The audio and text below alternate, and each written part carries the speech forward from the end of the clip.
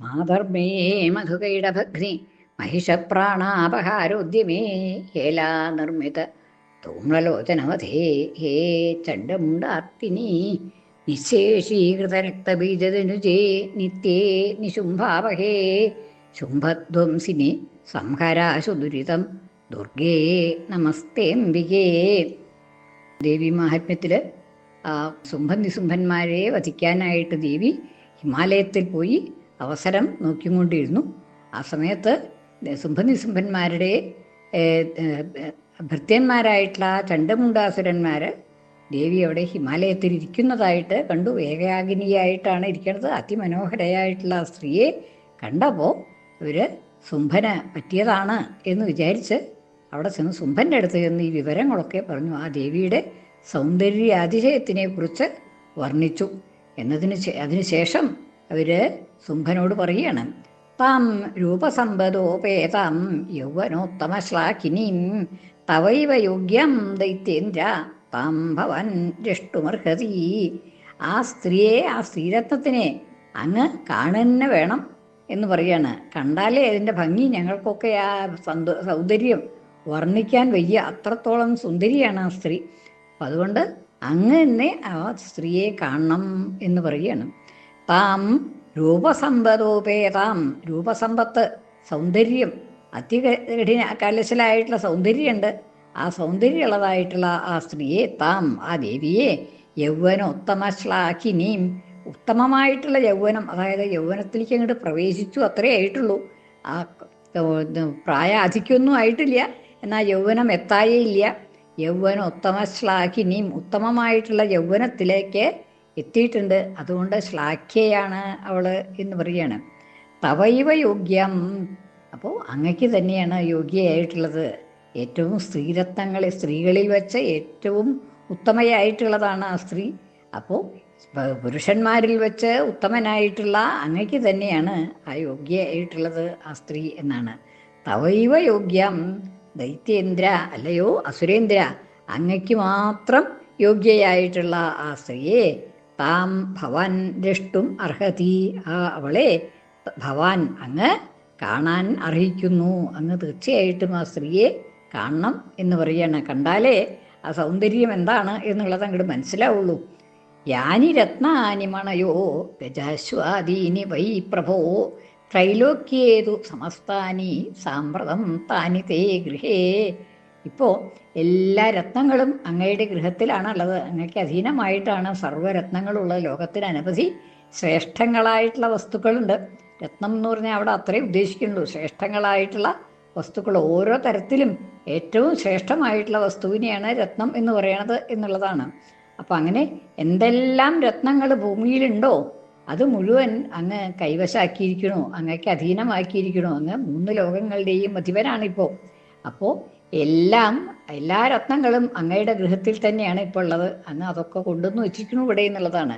യാനി രത്നാനി മണയ, രത്നങ്ങളായിട്ടുള്ളതും മണികളായിട്ടുള്ളതും ഒക്കെ യാനി എന്തെല്ലാമാണോ, ഗജം അശ്വാദീനി, ഗജാശ്വാദീനി, ഏറ്റവും ശ്രേഷ്ഠമായിട്ടുള്ള ഗജം, ഏറ്റവും ശ്രേഷ്ഠമായിട്ടുള്ള അശ്വം, ഏറ്റവും ശ്രേഷ്ഠമായിട്ടുള്ള വൃക്ഷം, ഏറ്റവും ശ്രേഷ്ഠമായിട്ടുള്ള മണി, ഇതൊക്കെ അങ്ങയുടെ ഗൃഹത്തിലാണ് ഇപ്പോൾ ഉള്ളത്. ഗജാശ്വാദീനി വൈ പ്രഭോ, അങ്ങനെയുള്ളതായിട്ടുള്ള ഗജം അശ്വം തുടങ്ങിയതായിട്ടുള്ള ഏതെല്ലാം രത്നങ്ങൾ ഭൂമിയിലുണ്ടോ, ലോകത്തിലുണ്ടോ, ത്രൈലോക്യേതു, 3 ലോകത്തിലും, ഭൂമിയിലെന്നില്ല 3 ലോകത്തിലും ഉള്ളതിൽ വെച്ച് ഏറ്റവും ശ്രേഷ്ഠങ്ങളായിട്ടുള്ള സർവരത്നങ്ങളും സമസ്താനി, അതെല്ലാം തന്നെ സാമ്പ്രതം താനി കിത്തേ ഗൃഹേ, അതെല്ലാം അങ്ങയുടെ ഗൃഹത്തിലാണിപ്പോൾ. എല്ലാം അങ്ങയ്ക്ക് അധീനമാണ്. ആ രത്നങ്ങളൊക്കെ ഇപ്പോൾ അങ്ങയ്ക്ക്, ദൈത്യരാജാവായിട്ടുള്ള അങ്ങയ്ക്ക് അധീനമാണ്. 3 ലോകങ്ങളും അങ്ങയ്ക്ക് അധീനമാണ്. അപ്പം അതുകൊണ്ട് ആ 3 ലോകങ്ങളിലുള്ളതായിട്ടുള്ള രത്നങ്ങളൊക്കെ അങ്ങയ്ക്ക് അധീനമാണ്. അങ്ങയുടെ ഗൃഹത്തിൽ തന്നെയാണ് അതൊക്കെ ഉള്ളത് എന്നുള്ളതാണ്. ഐരാവത സമാനീതോ ഗജരത്നം പുരന്തരാത് പാരിജാതതരുശ്ചായം തഥൈവോച്ചൈശ്രവാഹയ. ദേവേന്ദ്രനിൽ നിന്ന്, പുരന്തരാത്, ദേവേന്ദ്രനിൽ നിന്ന് ഇതൊക്കെ അങ്ങ് സമ്പാദിച്ചു. ദേവന്മാരുടെയൊക്കെ ഇന്ദ്രനായിട്ടുള്ള ആ ദേവേന്ദ്രനിൽ നിന്ന്, അധിപനായിട്ടുള്ള ആ ദേവേന്ദ്രനിൽ നിന്ന് അദ്ദേഹത്തിനെ തോൽപ്പിച്ച് ഇതൊക്കെ സമ്പാദിച്ചിട്ടുണ്ട്. എന്തൊക്കെയാണ്?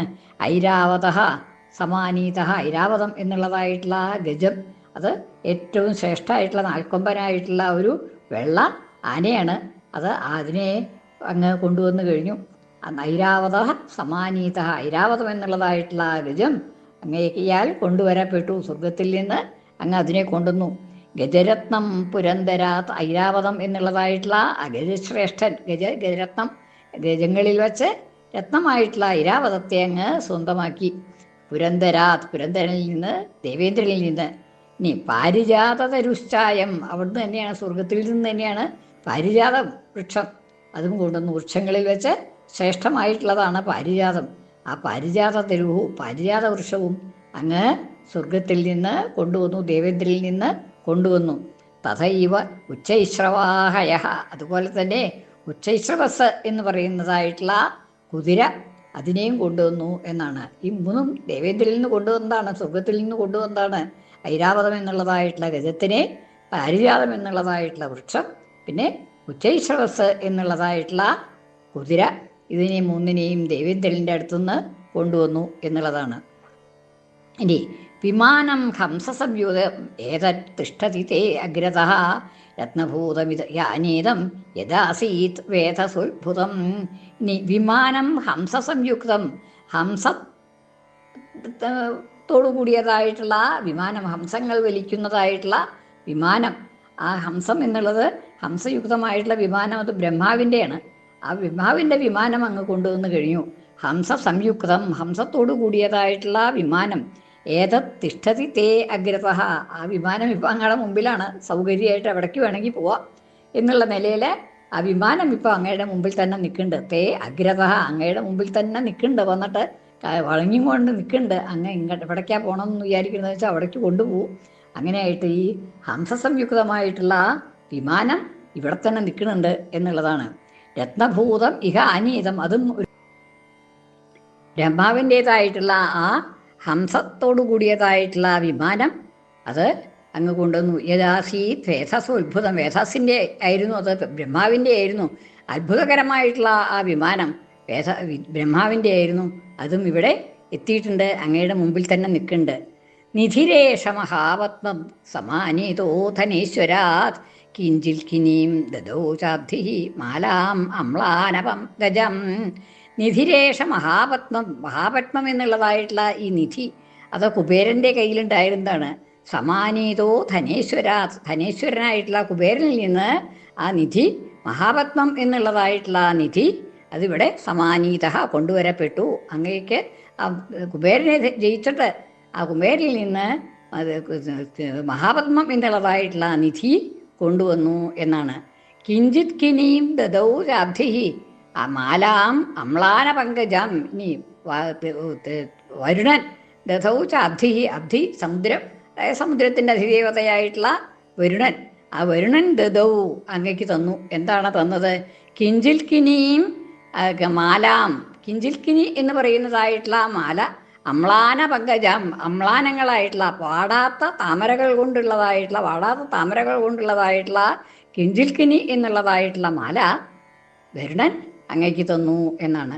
എല്ലാവരും ദേവന്മാരൊക്കെ അവരവരെ തോൽപ്പിച്ചപ്പോൾ, ഓരോരോ ദേവന്മാരെയും തോൽപ്പിച്ചപ്പോൾ അവരിൽ നിന്നൊക്കെ ആ വിശിഷ്ടങ്ങളായിട്ടുള്ള വസ്തുക്കളൊക്കെ ഇവിടെ എത്തിയിട്ടുണ്ട് എന്നുള്ളതാണ്. അപ്പം അങ്ങനെ ഇതെല്ലാം അങ്ങക്ക് അധീനമായി കഴിഞ്ഞു ഇനി എന്നുള്ളതാണ്. അപ്പോൾ ഇനി പറയാൻ പോണത് സ്ത്രീരത്നമായിട്ടുള്ള ഈ സുന്ദരിയായിട്ടുള്ള സ്ത്രീയെ കൂടി അങ്ങേക്ക് കൊണ്ടുവരണം എന്നാണ്. എല്ലാ രത്നങ്ങളും അങ്ങയുടെ കയ്യിലാണ്. അപ്പോൾ ഇനി ഈ സ്ത്രീരത്നത്തെ കൂടി കൊണ്ടുവരണം എന്ന് പറയാൻ പോവാണ് ഇനി. സർവമംഗളമംഗല്യേ ശിവേ സർവാർത്ഥസാധികേ ശരണ്യേ ത്രയംബകേ ഗൗരി നാരായണി നമോസ്തുതേ.